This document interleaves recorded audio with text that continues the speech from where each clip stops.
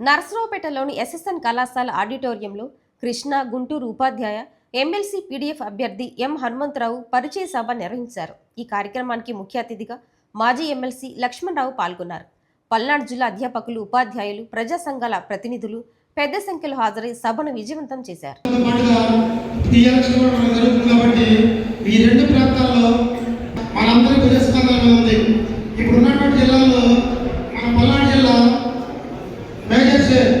కాబట్టి ఈనాటి పరిస్థితుల్లో కేవలం మన అభ్యర్థులైతేనే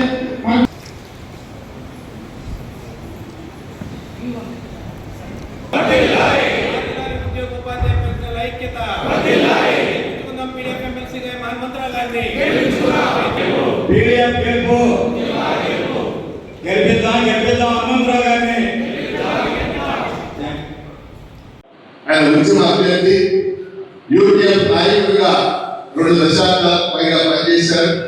అనేక ఉద్యమాల్లో పాల్గొన్నారు. సిపిఎస్ వ్యతిరేకంగా జరిగిన ఉద్యమాల్లో ఆయన పాల్గొన్నారు. ప్యాట్ల ఆధ్వర్యంలో జరిగిన ఉద్యమాల్లో పాల్గొన్నారు. పాదయాత్ర చేశారు, దీక్షలు చేశారు, అనేక సార్లు అరెస్ట్ అయ్యారు.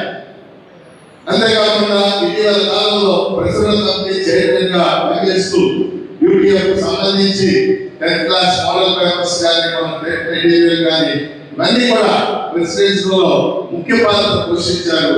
హనుమంతరావు గారి అభ్యర్థిత్వాన్ని హర్షిస్తూ అందరూ ఒకసారి హృదయపూర్వకంగా అభినందనలు తెలియజేయాలని కోరుతున్నాను.